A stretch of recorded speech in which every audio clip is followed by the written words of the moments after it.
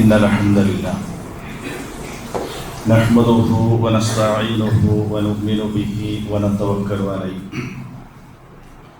ونعوذ بالله من شرور أنفسنا ومن سيئات أعمالنا من يهده الله فلا مضل له ومن يضلل فلا هادي له وأشهد أن لا إله إلا الله وحده لا شريك له وأشهد أن محمدا عبده ورسوله أرسله بالهدى ودين الحق ليظهره على الدين كله ولو كره المشركون اللهم صل على محمد وعلى آل محمد كما صليت على إبراهيم وعلى آل إبراهيم اللهم بارك على محمد وعلى آل محمد كما باركت على إبراهيم وعلى آل إبراهيم إنك حميد مجيد أما بعد فإن خير الكلام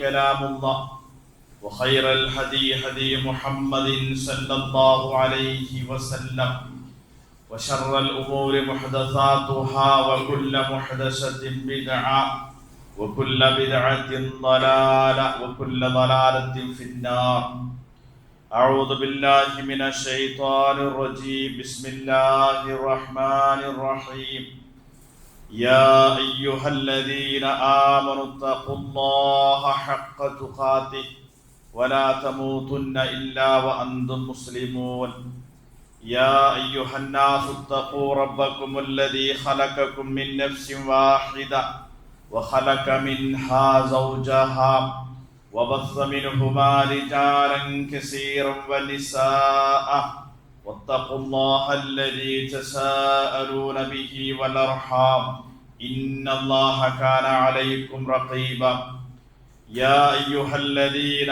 آمنوا اتقوا الله وقولوا قولا سديدا يصلح لكم أعمالكم ويغفر لكم ذنوبكم ومن يطع الله ورسوله فقد فاز فوزا عظيما قد كان لكم آية في فئتين التقطا فئة تقاتل في سبيل الله وأخرى كافرة يرونه مثليهم رأي العين والله يؤيد بنصره من يشاء إن في ذلك لعبرة لأولي الأبصار. പ്രിയമുള്ള വിശ്വാസിനികളെ, ജീവിതത്തിൻ്റെ എല്ലാ രംഗങ്ങളിലും അല്ലാഹു സുബ്ഹാനഹു തആലയുടെ കൽപ്പനകളും നിർദ്ദേശങ്ങളും കഴിവിൻ്റെ പരമാവധി സൂക്ഷിച്ചും പാലിച്ചും തഖ്വയോടുകൂടി ജീവിക്കണമെന്ന് ആമുഖമായി അതിൻ്റെ ഗൗരവത്തോടും പ്രാധാന്യത്തോടും കൂടി ഏവരെയും ഉണർത്തുകയാണ്, വസിയത്ത് ചെയ്യുകയാണ്. അല്ലാഹു സുബ്ഹാനഹു വ തആല ഇഷ്ടപ്പെട്ട രൂപത്തിൽ ജീവിക്കുവാനും അല്ലാഹുവിൻ്റെ തൃപ്തി കരസ്ഥമാക്കി ലോകത്തോട് വിട പറയുവാനും അല്ലാഹു നമുക്ക് തൗഫീഖ് നൽകി അനുഗ്രഹിക്കുമാറാകട്ടെ. സൂറത്തു ആലി ഇംറാനിലെ 13-ാമത്തെ വചനമാണ് ആമുഖമായി ഞാൻ ഓതിക്കേൽപ്പിച്ചത്. പരിശുദ്ധമായ റമദാൻ മാസം അതിൻ്റെ ആദ്യ 10 നമ്മോട് വിട പറഞ്ഞ് രണ്ടാമത്തെ 10ലേക്കാണ് നമ്മൾ പ്രവേശിച്ചു കൊണ്ടിരിക്കുന്നത്. ഇനിയുള്ള ദിവസങ്ങളും അതിൻ്റെ രാത്രികളും പകലുകളും കൂടുതൽ നന്മയുള്ളതായി തീർക്കാൻ, ഇബാദത്തിനും നന്മകൾക്കും വേണ്ടി ഉപയോഗപ്പെടുത്താൻ നമ്മളേറെ പരിശ്രമിക്കേണ്ടതുണ്ട്. ഒരിക്കലും നമ്മുടെ ജീവിതം നഷ്ടപ്പെട്ടാൽ പിന്നീട് തിരിച്ചെടുക്കാമെന്ന് വിചാരിച്ചാൽ പോലും കിട്ടാത്ത അവസരങ്ങളാണ്, സമയങ്ങളാണ് എന്നുള്ളത് കൊണ്ട് വളരെ ഗൗരവത്തോടും ആവേശത്തോടും കൂടി ഇനിയുള്ള ദിവസങ്ങൾ ഉപയോഗപ്പെടുത്തണം. അല്ലാഹു സുബ്ഹാനഹു തആല നമുക്ക് എല്ലാ നിലക്കും തൗഫീഖ് നൽകി അനുഗ്രഹിക്കുമാറാകട്ടെ. പരിശുദ്ധമായ റമദാൻ മാസം ആരാധനകൾ കൊണ്ട് ധന്യമായതുപോലെ ചില ചരിത്ര മുഹൂർത്തങ്ങൾ കൊണ്ടും ധന്യമാക്കപ്പെട്ട മാസമാണ് റമദാൻ മാസം. വിശുദ്ധ ഖുർആനിൽ ഒരുപാട് ചരിത്ര സംഭവങ്ങൾ എടുത്തുദ്ധരിക്കുന്നുണ്ട്. അവയെല്ലാം ഒരു ആസ്വാദനം എന്ന നിലയിൽ കേട്ട് പോകണമെന്ന അർത്ഥത്തിലല്ല. ഖുർആൻ ഏത് ചരിത്ര സംഭവങ്ങൾ എടുത്തുദ്ധരിക്കുമ്പോഴും അതിൻ്റെ എല്ലാം ഏറ്റവും ധന്യമായ മുഹൂർത്തങ്ങളെയാണ് ഖുർആൻ അവതരിപ്പിക്കുക. എന്നിട്ട് ആ ചരിത്ര മുഹൂർത്തങ്ങൾ എന്തിനാണ് നിങ്ങളുടെ മുമ്പിൽ അവതരിപ്പിക്കുന്നത് എന്നതിന് ഖുർആൻ ലക്ഷ്യം പറയുന്നുണ്ട്. ലഖദ് കാന ഫീ ഖസസിഹിം ഇബ്റത്തൻ ലിഉലിൽ അൽബാബ്. ചിന്തിക്കുന്നവർക്ക്, ബുദ്ധിയുള്ളവർക്ക് ആലോചിക്കാൻ ആ ചരിത്ര സംഭവങ്ങളിലും ചരിത്ര മുഹൂർത്തങ്ങളിലും ചില ഗുണപാഠങ്ങളുണ്ട് എന്നാണ്. അപ്പോ ചരിത്ര മുഹൂർത്തങ്ങളുടെ, ചരിത്ര സംഭവങ്ങളുടെ അതിലെ ഗുണപാഠം ഉൾക്കൊണ്ടുകൊണ്ട് ജീവിതത്തെ ക്രമീകരിക്കാനാണ് യഥാർത്ഥത്തിൽ അല്ലാഹു സുബ്ഹാനഹു വ തആല ചരിത്ര സംഭവങ്ങൾ ഖുർആനിൽ അവതരിപ്പിക്കുന്നത്. നമുക്കറിയാം, റമദാനിൽ ഹിജറ 2-ാം വർഷം ഒരു റമദാനിലായിരുന്നു ഇസ്ലാമിക ചരിത്രത്തിലെ ഏറ്റവും, ഇസ്ലാമിക ചരിത്രത്തിന്റെ ഗതി തന്നെ മാറ്റി എഴുതിയ ഒരു സൈനിക നടപടി ഉണ്ടായത്. നബി സല്ലല്ലാഹു അലൈഹി വസല്ലമയും 300-ൽ പരം പട്ടിണിപ്പാവങ്ങളായ സഹാബത്തും ഇസ്ലാമിന് വേണ്ടി പ്രതിരോധത്തിന്റെ രംഗത്ത് നിന്ന ഏറ്റവും വലിയ ഒരു അവസരമാണ് ബദർ എന്ന് നമുക്കറിയാം. ബദർ എന്നത് ഒരു സ്ഥലത്തിന്റെ പേരുകൂടിയാണ്. അത് ലോകാവസാനം വരെ അങ്ങനെ നിലനിൽക്കണം എന്നതുകൊണ്ടാണ് അങ്ങനെയുള്ള ഒരു തെരഞ്ഞെടുപ്പ് കൂടി അല്ലാഹു സുബ്ഹാനഹു വ തആല നടത്തിയത്. ഞാൻ ആമുഖമായി ഓതി വെച്ച ആയത്തിൽ അല്ലാഹു സുബ്ഹാനഹു വ തആല ബദറിനെ കുറിച്ച് പറഞ്ഞ ഒരു സൂചനയുണ്ട്. ഖദ് കാന ലക്കും ആയത്തുൻ, തീർച്ചയായും നിങ്ങൾക്ക് ഒരു ആയത്തുണ്ട് എന്ന. ഖുർആൻ ആയത്ത് എന്ന് പറയുമ്പോൾ ഖുർആനിന്റെ വചനം എന്ന അർത്ഥത്തിലല്ലല്ലോ, ദൈവികമായ ദൃഷ്ടാന്തം എന്ന നിലയിൽ ബദർ അള്ളാഹുവിന്റെ ഒരു അടയാളമാണ് എന്നാണ്. എന്തിനാണ് അള്ളാഹു ദൃഷ്ടാന്തങ്ങളെ അള്ളാഹുവിന്റെ അടയാളങ്ങളായി നമ്മുടെ മുമ്പിൽ അവതരിപ്പിക്കുന്നത്? അതിന് നമ്മുടെ ബുദ്ധി പെട്ടെന്ന് എത്തിപ്പിടിക്കാൻ കഴിയാത്ത ചില ലക്ഷ്യങ്ങളും പാഠങ്ങളും ആയത്തിൽ ഉണ്ടാകുമെന്നുള്ളതാണ്. അതുകൊണ്ട് ഖുർആൻ ബദർ രംഗത്തെ കുറിച്ച് പറഞ്ഞത് അള്ളാഹുവിന്റെ ആയത്താണ്, ദൃഷ്ടാന്തമാണ്, അടയാളമാണെന്നാണ്. എന്നിട്ട് ആയത്തിൽ അവസാനം പറഞ്ഞു, ഇന്ന ഫീ ദാലിക ലഇബ്റത്തൻ ലിഉലിൽ അബ്സാർ. കാണുകയും ചിന്തിക്കുകയും ചെയ്യുന്ന ആളുകൾക്ക് ബദർ സംഭവത്തിൽ നിങ്ങൾക്ക് ചില ദൃഷ്ടാന്തങ്ങളുണ്ട്, ഗുണപാഠങ്ങളുണ്ട് എന്നുള്ളതാണ്. ഞാൻ ആ ബദറിന്റെ ചരിത്രം എടുത്ത് ഉദ്ധരിക്കാനല്ല, നമ്മൾ പലപ്പോഴായി കേട്ടതാണ്. ഖുർആൻ നമ്മുടെ മുമ്പിൽ വെച്ച 2 കാര്യങ്ങൾ. ഒന്ന്, എന്തുകൊണ്ടാണ് ബദർ ഒരു ആയത്തായി മാറിയത്? എന്താണ് ബദറിലുള്ള നമുക്കുള്ള ഗുണപാഠം, ഇബറത്ത് എന്താണ്?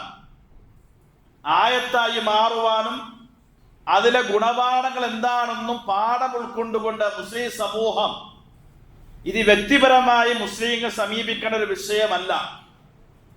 മുസ്ലിം ഉമ്മത്ത് ഒറ്റക്കെട്ടായി ഒരു ഉമ്മത്തെന്ന നിലയിൽ വായിച്ചിരിക്കേണ്ട പാഠങ്ങളിൽ ഒന്നാണ് ബദറിന്റെ പാഠം എന്നാണ്.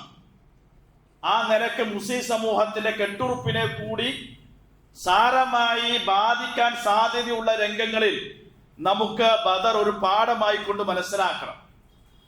ഖുർആൻ മറ്റൊരു സ്ഥലത്ത് ബദറിനെ കുറിച്ച് പറഞ്ഞത് യൗമൽ ഫുർഖാനി യൗമൽ തഖൽ ജംആൻ എന്നാണ്. ആ 2 സംഘങ്ങളും ഏറ്റുമുട്ടിയ ദിവസം യൗമുൽ ഫുർഖാൻ എന്നാണ്.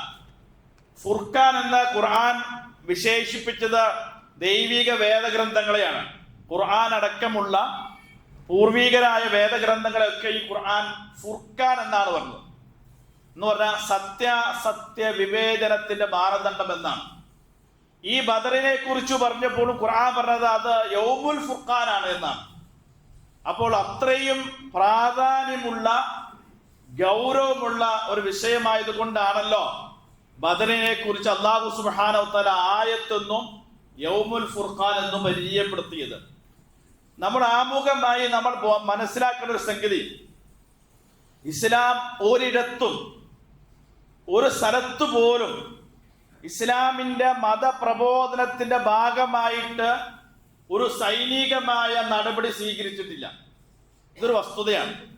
മതപ്രബോധനത്തിന്റെ ഭാഗമായി ഒരു സൈനിക നീക്കം ഇസ്ലാം നടത്തിയിട്ടില്ല. കാരണം അങ്ങനെ സൈനികമായ നടപടികളിലൂടെ അല്ലെങ്കിൽ ബലപ്രയോഗത്തിലൂടെ ആളെ കൊണ്ടുവരേണ്ട ഒന്നല്ല ദീൻ എന്നാണ്. ലാ ഇക്റാഹ ഫിദ്ദീൻ എന്നാണ്. ദീനിലേക്ക് ആരെയും ബലം പ്രയോഗിച്ച് കൊണ്ടുവരേണ്ടതില്ല എന്നാണ്. അപ്പോൾ ആ ഇസ്ലാമിലേക്ക് ആളെ ചേർക്കാൻ വേണ്ടി ഒരിക്കലും ഒരു സൈനികമായ നടപടി നീക്കം ഇസ്ലാം നടത്തിയിട്ടില്ല എന്ന് നമ്മൾ ആദ്യമായി മനസ്സിലാക്കണം. അതോടൊപ്പം തന്നെ ബദർ എന്നുള്ളത് അല്ലാഹു സുബ്ഹാനഹു വ തആല കക്ഷി ചേർന്ന ഒരു യുദ്ധവും കൂടിയാണ്. മറ്റു യുദ്ധത്തെ പോലെ അല്ല. ബദറിലാണ് അള്ളാഹു ഒരു കക്ഷിയായി ചേർന്ന് നിൽക്കുകയും അള്ളാഹുവിന്റെ സൈനിക ഉൾപ്പെടെ അതിൽ പങ്കാളികളായി മുസ്ലിം പക്ഷത്ത് നിന്നത് അള്ളാഹു കൂടി നേതൃത്വം കൊടുത്ത ഒരു സൈനിക നീക്കമാണ്. അതുകൊണ്ടാണ് ചരിത്രത്തിൽ ബദർ അത്രയും പ്രാധാന്യം അർഹിക്കുന്നത്. ഖുർആൻ പറഞ്ഞു എന്താണ് രണ്ട് വിഭാഗം എന്നാണ്. ആരൊക്കെയാണ് രണ്ട് വിഭാഗം? ഫിയത്തുൻ തുഖാതിലു ഫീ സബീലില്ലാഹ്. ആ രണ്ട് വിഭാഗത്തിൽ ഒന്ന് അള്ളാഹുവിന്റെ മാർഗത്തിൽ പോരാടുന്ന ഒരു വിഭാഗമാണ് എന്ന് പറഞ്ഞാൽ മുസ്ലിങ്ങൾ എന്ന് പ്രത്യക്ഷമായി പറയാതെ അള്ളാഹ് പറഞ്ഞു യുഖാതിലു ഫീ സബീലില്ലാഹ്. അവർ പോരാടുന്നത് നിലകൊള്ളുന്നത് അള്ളാഹുവിന്റെ മാർഗത്തിലാണ് ഒരു വിഭാഗം. മറ്റൊരു വിഭാഗം ഉഖറ കാഫിറത്തുൻ. അവർ പച്ചയായ കാഫിരി സത്യനിഷേധികളുമാണ്. ഇസ്ലാമും കുഫറും തമ്മിലായിരുന്നു അവിടുത്തെ പോരാട്ടം. ഹക്കും ബാത്തിലും തമ്മിലായിരുന്നു പോരാട്ടം. തൗഹീദും ശിർക്കും തമ്മിലായിരുന്നു പോരാട്ടം. ആ പോരാട്ടത്തെയാണ് ഖുർആൻ യൗമുൽ ഫുർഖാൻ എന്ന് പരിചയപ്പെടുത്തിയത്. എന്നിട്ട് ബദറിൽ എന്ത് സംഭവിച്ചു എന്ന് അള്ളാഹു പറയുന്നുണ്ട്. എന്താണ് സംഭവിച്ചത്? വല്ലാഹു യുഅയ്യിദു ബിനസ്രിഹി മൻ യശാ. അല്ലാഹ് ആരെയാണോ ഈ ലോകത്ത് നിലനിൽക്കാൻ അർഹതപ്പെട്ട ജനവിഭാഗം ആരെയാണോ സഹായിക്കേണ്ടത് അവരെ അല്ലാഹ് സഹായിച്ചു എന്നാണ്. ഇവിടെ നമ്മളൊരു കാര്യം മനസ്സിലാക്കേണ്ടതുണ്ട്.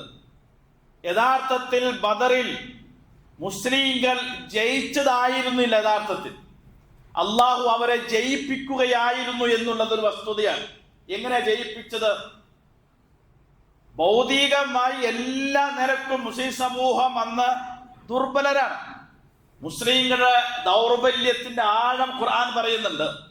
വലഖദ് നസറകുമുല്ലാഹു ബിബദരിൻ വഅൻതും അസില്ല. നിങ്ങൾ അല്ലാഹു ബദറിൽ സഹായിച്ചു. നിങ്ങളുടെ എന്തായത് ബദറിൽ നിങ്ങളുടെ അവസ്ഥ എന്നറിയോ? വഅൻതും അസില്ല. നിങ്ങൾ എല്ലാ നിലക്കും ഭൗതികമായി ദുർബലരായിരുന്നു എന്നാ. എണ്ണത്തിൽ, സംവിധാനങ്ങളിൽ എല്ലാ നിലക്കും ഭൗതികമായ മുസ്ലിങ്ങൾ ദുർബലരാണ് ശത്രു സൈന്യത്തെ അപേക്ഷിച്ച്. അല്ലാഹു സുബ്ഹാനഹു വ തആല അവരുടെ ദൗർബല്യത്തിന്റെ മേഖലകൾ പറയുന്നുണ്ട്. വദ്കുറു ഇദ് അൻതും ഖലീലുൻ. ഇത് പിന്നീട് പറയുകയാണ്. മുസ്ലിം സമൂഹം അല്പസ്വല്പം ആളും അർത്ഥവും സൈനിക ശക്തിയും രാജ്യവും ആൾബലവും ഐക്യവും ഒക്കെ വന്നപ്പോ അള്ളാഹു പറയാ നിങ്ങൾക്കൊരു കാലഘട്ടം ഭൂമിയിൽ കഴിഞ്ഞു പോയിട്ടുണ്ട്. നിങ്ങൾ ഇപ്പോൾ ഒന്നായി നിങ്ങളൊരു സംഘശക്തിയായി മാറിയതല്ല.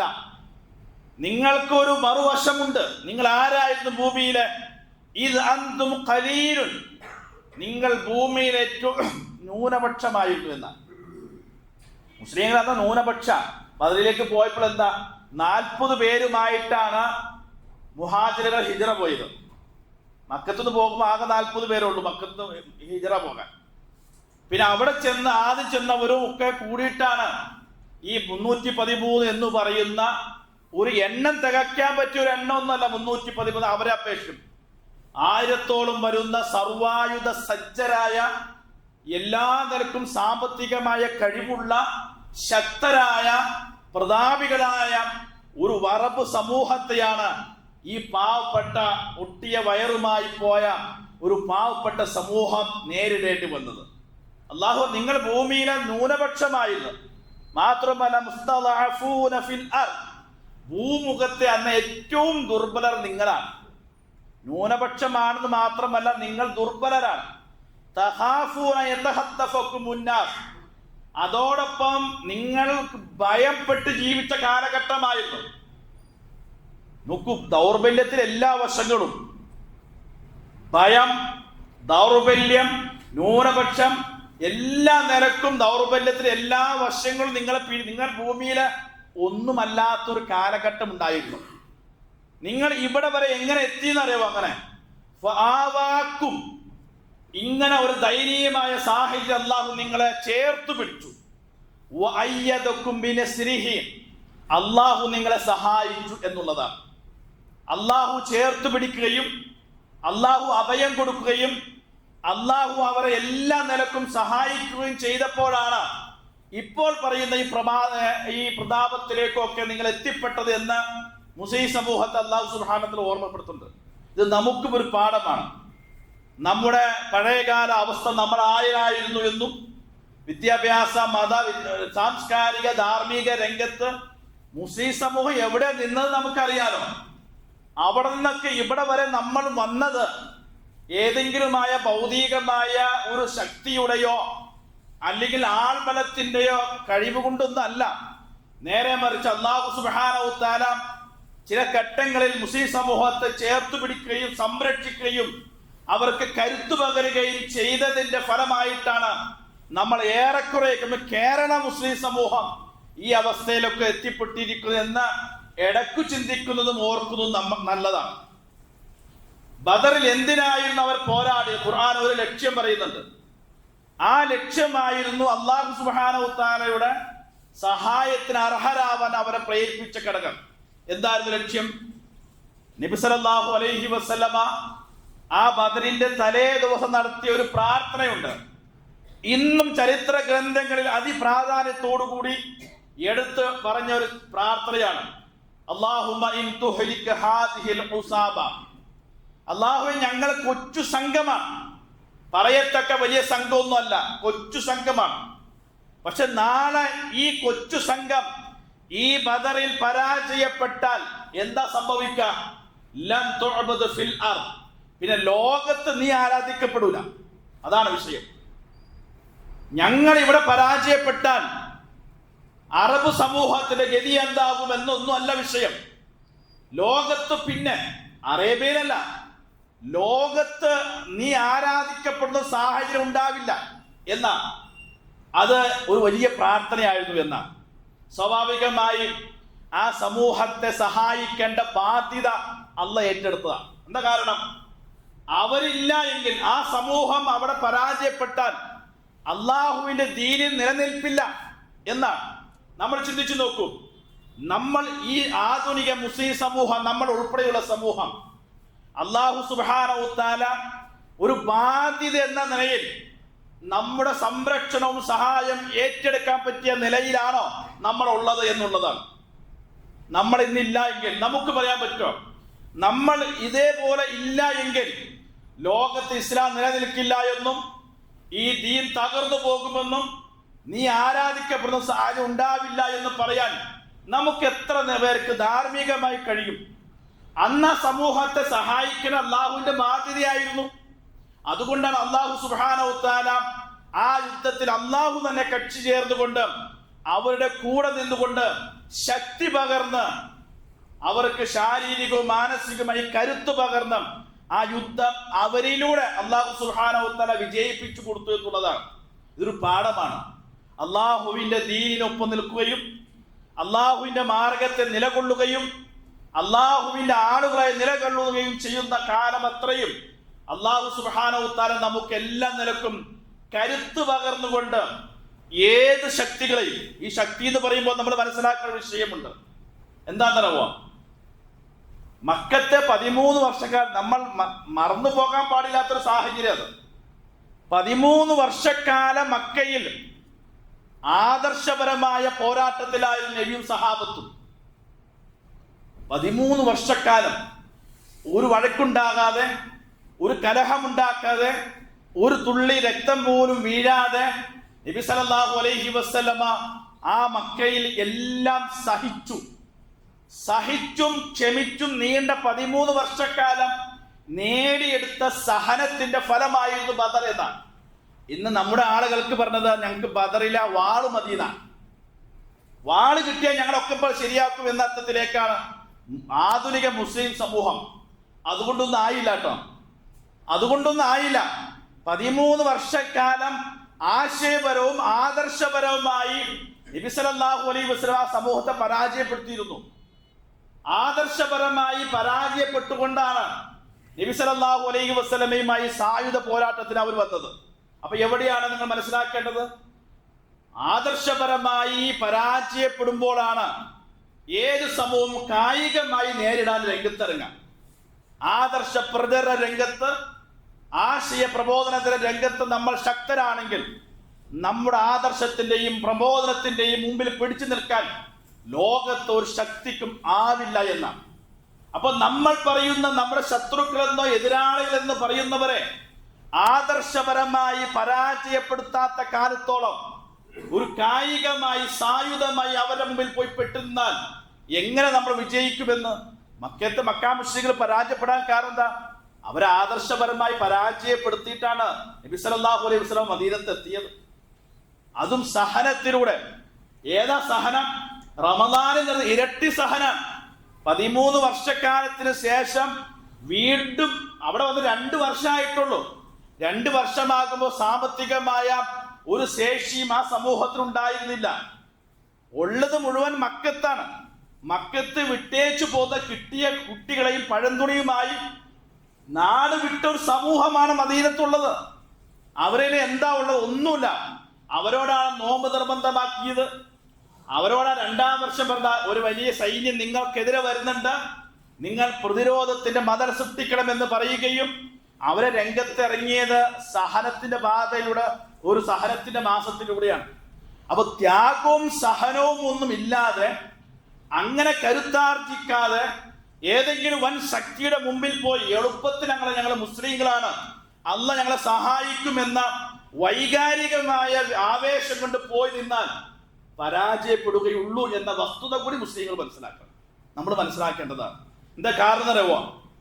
അന്ന് ഈ 313 പേരെന്ന് പറയുന്ന ആളുകൾ അവർ എല്ലാ നിലക്കും ലക്ഷണമൊത്ത ക്വാളിറ്റിയുള്ള ഒരു സമൂഹമായിരുന്നു, ആൾക്കൂട്ടമായിരുന്നില്ല.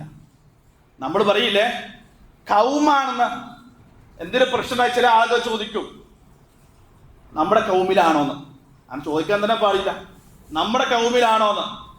അപ്പൊ നമ്മൾ ഈ കൗമ് എന്ന് പറയുന്നത് എന്താ അറിയോ? ആൾക്കൂട്ടം. അതാണ് ഒരാൾക്കൂട്ടം.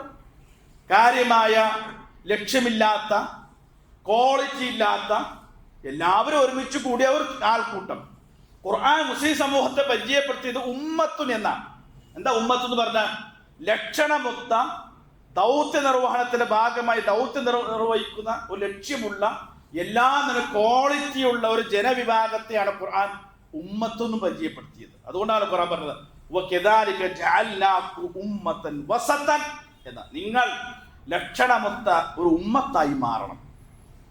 എന്നിട്ടോ ലിതകൂനു ശുഹദാ അലന്നാസ്, നമുക്ക് റോൾ ഈ രാജ്യത്തുണ്ട്, ഈ നാട്ടിലുണ്ട്. നിങ്ങൾ മറ്റുള്ളവർക്ക് റോൾ മോഡലായി, മാതൃകാപരമായി നിങ്ങൾക്ക് ജീവിക്കാൻ കഴിയണമെന്നുള്ളതാണ്. അതുകൊണ്ടാണ് മലക്കുകൾ ഇറങ്ങി വന്നത്. അപ്പൊ നമ്മൾ മലക്ക് ഇറങ്ങി വന്നപ്പോൾ എന്തുകൂടി മനസ്സിലാക്കണം, മലക്കുകൾ പോലും ഇറങ്ങി വരാൻ പാകത്തിന് യോഗ്യരായിരുന്നു സഹാബത്ത്. അതല്ല വിഷയം. നമ്മുടെ കൂടെ ആര് നിൽക്കുന്ന ചോദ്യത്തിന് നമുക്ക് എന്താ മറുപടി പറയാനുള്ളത്? അള്ളാഹു ഞങ്ങളുടെ കൂടെ നിൽക്കാൻ പറ്റുന്ന രൂപത്തിൽ ഞങ്ങൾ വിശ്വാസപരമായി ആദർശപരമായി കരുത്താർജിച്ചിട്ടുണ്ട് പറയാൻ പറ്റുമോ? ഖുർആൻ എന്താ പറഞ്ഞത്? വലാ തഹിനു വലാ തഹ്സനു വഅൻതുമുൽ അഅലൗന ഇൻ കുന്തും മുഅ്മിനീൻ.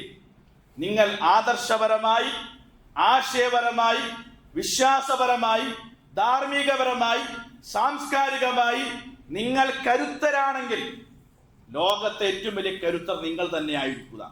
നിങ്ങൾ ദുഃഖിക്കേണ്ടി വരില്ല. ഈ ഭയവും ദുഃഖവും ദൗർബല്യമൊക്കെ എപ്പോഴാണ് വരുന്നത്? ഉള്ളിൽ ഭയം വരുമ്പോഴാണ്. എപ്പോഴാണ് ഭയം വരിക? നമുക്ക് ധാർമ്മികമായി ഒരു സമൂഹത്തിന് മുമ്പിൽ നിവർന്നു നിൽക്കാൻ പറ്റാതെ വരുമ്പോഴാണ് നമ്മുടെ മനസ്സിൽ ഭയം വരിക. അതുകൊണ്ട് ഏത് സമൂഹത്തിന് മുമ്പിൽ ധാർമ്മികമായി നിവർന്നു നിൽക്കാൻ നമുക്ക് കഴിയേണ്ടതുണ്ട്. അവിടെയാണ് നമുക്ക് കരുത്ത് ആദർശപരമായി കിട്ടുകയുള്ളൂ എന്നാണ്. മാത്രമല്ല ഖുർആൻ മറ്റൊരു കാര്യം കൂടി സൂചിപ്പിക്കുന്നുണ്ട്. എന്താണെന്നറിയാമോ? അല്ലാഹു സുബ്ഹാനഹു വ തആല സഹായിക്കുക വഴിയാണ് യഥാർത്ഥത്തിൽ ബദർ മുസ്ലിങ്ങൾ വിജയിച്ചത്. ആ സഹായം എങ്ങനെ കിട്ടി? ഇൻ യൻസുറുകുമുല്ലാഹു ഫലാ ഗാലിബ ലക്കും. അല്ലാഹു നിങ്ങളെ സഹായിക്കാൻ തീരുമാനിച്ചാൽ പിന്നെ നിങ്ങളെ ലോകത്ത് ആരും നിങ്ങളെ പരാജയപ്പെടുത്തില്ല എന്നാണ്. വൈൻ യഖ്ദുലുക്കും, നേരെ മറിച്ച് അല്ലാഹ് നിങ്ങളെ കൈവിട്ടു എന്ന് വിചാരിക്കുക. ഫമൻദല്ലദി യൻസുറുകും മിൻ ബഅദി, പിന്നെ നിങ്ങൾ ആര് സഹായിക്കും? ആര് സഹായിക്കും? നമ്മൾ ചിന്തിക്കേണ്ടത് അള്ളാഹുവിന്റെ സഹായം കിട്ടാൻ പാകത്തിന് യോഗ്യരായി നമ്മുടെ സമൂഹം മാറുന്നുണ്ടോ? നേരെ മറിച്ച് അള്ളാഹുവും കൂടി കൈവിടുന്ന തരത്തിലേക്ക് നമ്മുടെ സമൂഹം വിശ്വാസപരമായി, ആദർശപരമായി, സാംസ്കാരികവും ധാർമ്മികവുമായി വഴിമാറുന്നുണ്ടോ? ഇപ്പൊ എന്താ നമ്മൾ എവിടെ നിൽക്കുന്ന കേരളത്തിന്റെ അവസ്ഥ? വലിയ പ്രയാസത്തിലാണ്. ഇവരെ ചൂണ്ടിക്കാണിച്ചിട്ട് ഇതൊരു ക്വാളിറ്റിയുള്ള ജനതയാണ് എന്ന് പറഞ്ഞ് നമുക്ക് ആരുടെ മുമ്പിൽ നിവർന്നു നിൽക്കാൻ പറ്റുന്നുണ്ടോ? ചിലപ്പോൾ നാമധാരികളായിരിക്കാം. എന്തുമാകട്ടെ, അവിടെയാണ് മുസ്ലിം സമൂഹത്തിന്റെ ഇസ്സത്ത് എന്ന് പറഞ്ഞാൽ നമ്മൾ എല്ലാ നിലക്കും വിശ്വാസപരമായി കരുത്താർജിക്കണം. അവരുടെ മുമ്പിലേ പിടിച്ചു നിൽക്കാൻ കഴിയുകയുള്ളൂ എന്ന വസ്തുത കൂടി നമ്മൾ മനസ്സിലാക്കുമ്പോഴാണ് എന്താണ് ബദർ നമുക്ക് നൽകുന്ന പാഠമെന്ന് തിരിച്ചറിയേണ്ടത്. ആവേശങ്ങൾ കൊണ്ടോ വൈകാരികമായ പ്രകടനങ്ങൾ കൊണ്ടോ ഒന്നും ഈ സമൂഹത്തിൽ ഒന്നും ചെയ്യാൻ സാധ്യമല്ല എന്ന തിരിച്ചറിവ് കൂടി നമുക്കുണ്ടായിരിക്കണം. ഭൗതികമായി മക്കത്തുണ്ടായിരുന്ന സഹാബത്ത് ദുർബലരാണെങ്കിലും അവർ ആദർശപരമായി കരുത്തുള്ളവരായിരുന്നു. അതുകൊണ്ട് ആദർശപരമായ കരുത്ത് ആർജിക്കലാണ് മുസ്ലിം സമൂഹത്തിന്റെ വിജയത്തിന്റെ മാനദണ്ഡം എന്ന് നമ്മൾ തിരിച്ചറിയണം. ഭൗതികമായ ശക്തിയേക്കാളും നമുക്ക് ആവശ്യം അള്ളാഹുവിന്റെ സഹായത്തിന് അർഹരായി മാറാം. അത് എപ്പോഴാ കിട്ടാൻ? അള്ളാഹുവിന്റെ ദീനിന് നിലനിൽക്കുമ്പോൾ മാത്രമേ കഴിയുള്ളൂ എന്ന്. അതുകൊണ്ട് നമ്മുടെ ജീവിതം അള്ളാഹുവിന്റെ മാർഗത്തിൽ സമർപ്പിക്കാൻ തയ്യാറാകണം എന്നുള്ളതാണ് അതിന് ഏറ്റവും വലിയ പ്രത്യേകത. അതുകൂടി തിരിച്ചറിഞ്ഞുകൊണ്ട് നമുക്കെങ്കിലും അള്ളാഹുവിന്റെ ദീനെ പ്രതിനിധാനം ചെയ്യുവാനുള്ള ധാർമ്മിക യോഗ്യത എല്ലാ രംഗത്തും കൈവരിച്ചു കൊണ്ടിരുന്നാൽ അള്ളാഹു സുബ്ഹാനഹു വ തആല സഹായിക്കുന്ന ഒരു സമൂഹമായി മാറും. ബദറിൽ സഹായിച്ചതുപോലെ, ഉഹദിൽ സഹായിച്ചതുപോലെ എല്ലാ രംഗത്തും അള്ളാഹുവിന്റെ സഹായം നമുക്ക് കിട്ടും. അള്ളാഹുവിന്റെ സഹായം കിട്ടാൻ പറ്റുന്ന രൂപത്തിലുള്ള രക്ഷാമത്വ സമൂഹമായി മാറുക. അള്ളാഹു സുബ്ഹാനഹു വ തആല നമുക്ക് എല്ലാവിധ തൗഫീഖ് നൽകി അനുഗ്രഹിക്കുമാറാകട്ടെ.